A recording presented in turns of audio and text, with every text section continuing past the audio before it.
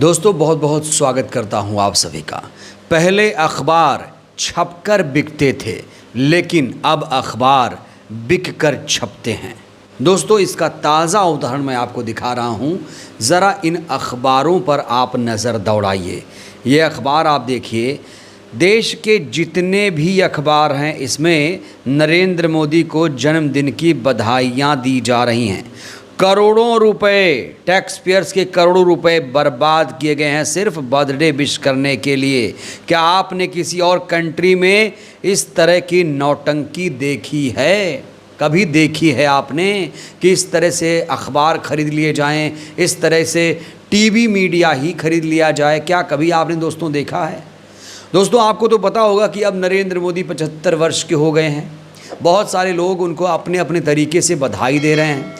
इस बीच TV media के जो एंकर हैं, जिन्हें आप लोग प्यार से गोदी मीडिया, जातिवादी मीडिया कहते हैं, उनके जो एंकराइन हैं वो किस तरीके से प्रधानमंत्री को विश कर रहे हैं, किस तरीके से मुबारकबाद दे रहे हैं, किस तरीके से बधाई दे रहे हैं। आज जब मैं आपको इस पर रिपोर्ट दिखाऊंगा तो आपको ये अंदाज़ा हो जाएगा कि इन लोगों को गोदी मीडिया, चाटुकार मीडिया क्यों कहा जाता है। तो आज की हमारी ये वीडियो हमेशा की तरह बहुत ज़्यादा इम्पॉर्टेंट है। आप सभी से खास अपील है, वीडियो को आराम से पूरा इत्मीनान से देखिएगा। तो चलिए सबसे पहले मैं शुरू करता हूँ रजत शर्मा से। आप लोग रजत शर्मा को जानते होंगे। रजत शर्मा जिन्हें भाजपाई पत्रकार कहा जाता है, इनके बहुत सारे लिंक मिले हुए हैं बीजेपी से।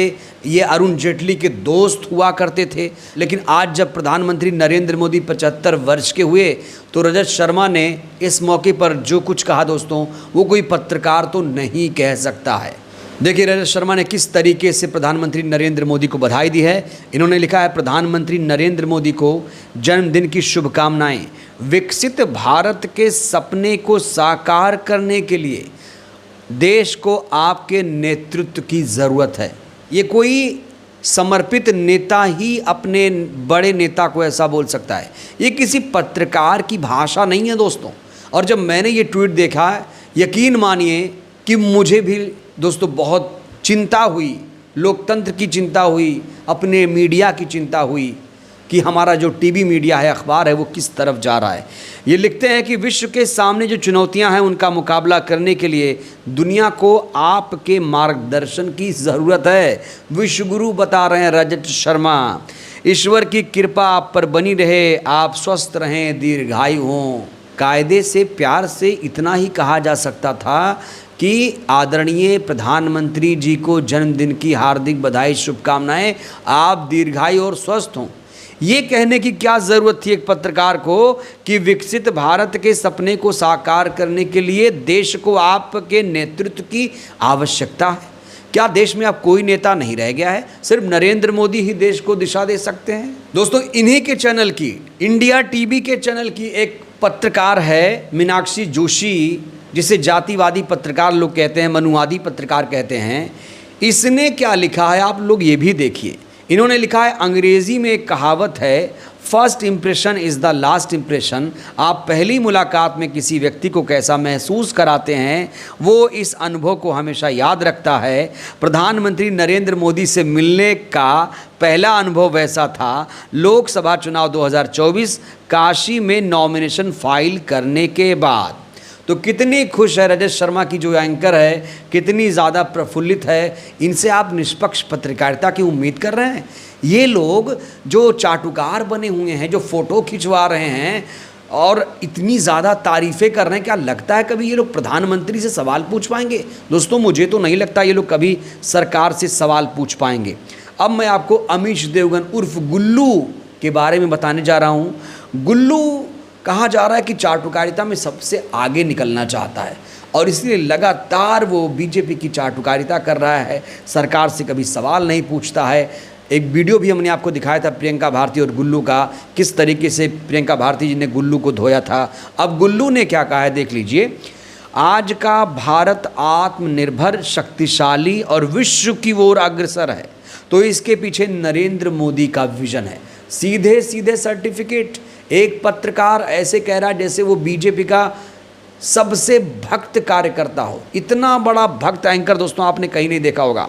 लिखा है आपका संकल्प, आपकी तपस्या आपका दृढ़ निश्चय ही भारत गढ़ रहा है। ऐसे यशस्वी प्रधानमंत्री जी को 75वें जन्मदिन की हार्दिक शुभकामनाएं। एक और छोटा रिचार्ज है सुशांत सिन्हा नाम का, उसने भी प्रधानमंत्री को विश किया है, जो पाठशाला चलाता है, लोगों को भ्रमित करता है दिन रात। इसने लिखा है, प्रधानमंत्री नरेंद्र मोदी जी जन्मदिन की अनंत शुभकामनाएं।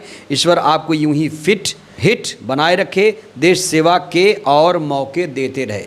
इन लोगों ने यही कहा है कि आपको देश की ज़रूरत है, आप देश सेवा ऐसे ही करते रहिए, इनकी दुकान ऐसे ही चलती रहे। ये लोग लगातार इस तरह की बातें लिख रहे हैं। अब मैं आपको रूबिका लियाकत के बारे में बताने जा रहा हूँ। रूबिका लियाकत ने खास तौर से नरेंद्र मोदी को विश किया है। अगर आप नहीं जानते हैं कि रूबिका लियाकत कौन है तो याद करिए वो डायलॉग जिसने प्रधानमंत्री से पूछा था, आप थकते क्यों नहीं हैं, आप कौन सा टॉनिक लेते हैं।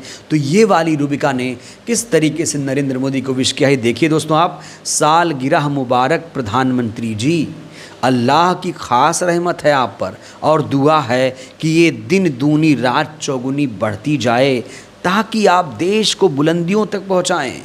दुआ है कि आप सेहतमंद रहें और इसी ऊर्जा से देश को तरक्की की राह पर ले जाएं। आमीन।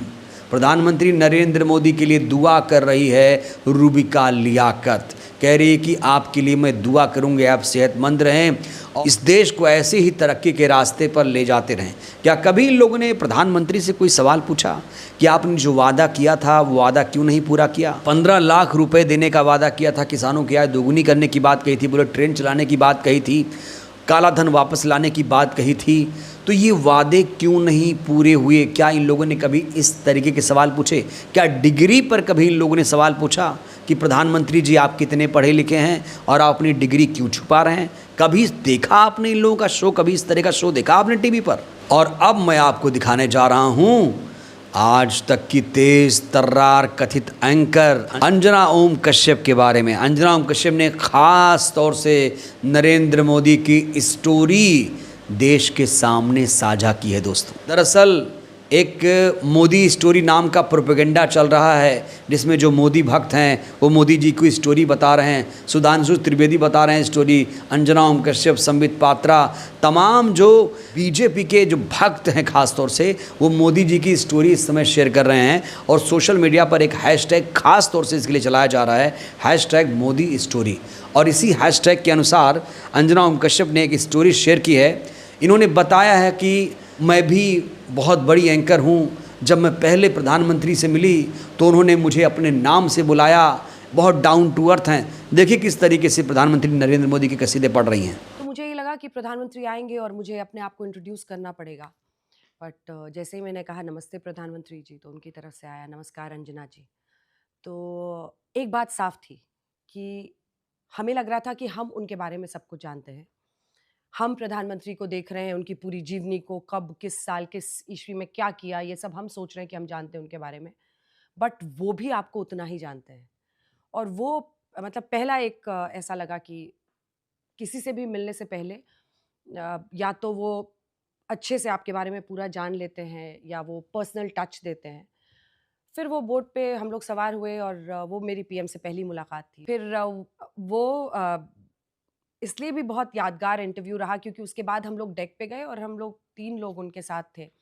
बट इंटरेस्टिंग बात क्या थी कि पीएम से जब हम लोगों ने कुछ ऐसे हल्के-फुल्के सवाल किए तो उन्होंने कहा कि आपकी इतनी सोशल मीडिया पर ट्रोलिंग होती है, आपके पीछे तो बहुत पड़े रहते हैं, आपके पीछे बहुत पड़े रहते हैं। तब पहली बार मुझे लगा कि उनकी कुछ बातें बहुत मन में साफ थीं। उनको पता था कि आप हर किसी के दिल में धड़क नहीं सकते हैं। तो कुछ लोगों की नज़रों में अगर आप खटकते भी हैं तो वो बुरा नहीं है, वो उससे एक संवाद होता है और उससे आपको पता चलता है कि इस व्यक्ति की क्या खूबियाँ हैं, क्या कमियाँ हैं। तो मतलब एक लाइन में ये कह सकती हूँ कि ही सीज़ एवरीथिंग। तो ये है दोस्तों भारतीय मीडिया जिसकी रैंकिंग पूरी दुनिया में दिन रात गिर रही है। क्यों? सिर्फ एक ही वजह है, ये लोग सरकार से, सत्ता से सवाल नहीं पूछ रहे हैं। आज 75 वर्ष के हुए सवाल यही था कि आप मार्गदर्शक मंडल में क्यों नहीं जा रहे हैं। इसको लेकर क्या कोई प्रोग्राम कर पाएगा टीवी मीडिया? जब बाकी नेताओं को मार्गदर्शक मंडल में भेज दिया गया तो खुद मोदी जी संन्यास क्यों नहीं ले रहे हैं? कब रिटायरमेंट लेंगे, ये बड़ा सवाल था, लेकिन मोदी मीडिया ने इस पर कोई भी सवाल नहीं पूछा। और जो विश किया है, बर्थडे विश करना कोई गलत बात नहीं है दोस्तों किसी को, लेकिन जिस तरीके से विशिंग के दौरान चाटुकारिता की है वो ध्यान देने वाली बात है, उस पर गौर करने वाली बात है। बहरहाल इस वीडियो में इतना ही। आपको क्या लगता है देश का सबसे बड़ा चाटुकार एंकर कौन है, पत्रकार कौन है, और क्या लगता है आपको ये जो मीडिया जिस तरीके से जर्जर हुआ है, लोकतंत्र का चौथा स्तंभ, कभी आगे सुधर पाएगा? राय दीजिएगा। बहुत बहुत धन्यवाद।